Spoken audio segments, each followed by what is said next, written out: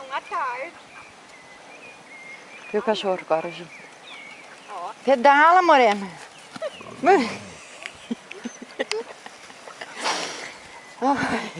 lá.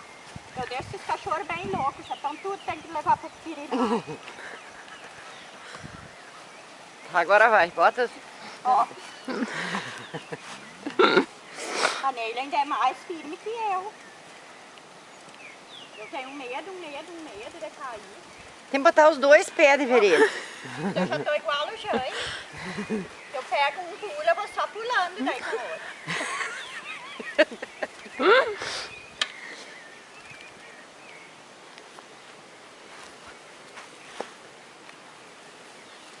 Agora vai. Ó. Eu tá bruto pra ir nas domingueiras. Olha que sacrifício. Daqui uns dias eu vou te dizer, vocês me encontrem na faixa, vocês nem me conhecem. Aí não pode olhar pros lados.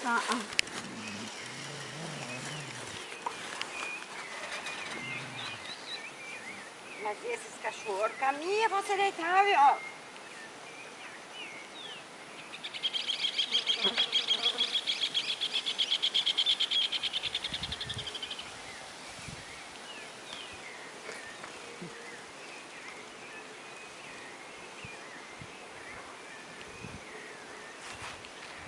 Agora a Juliana vai ter que ir também.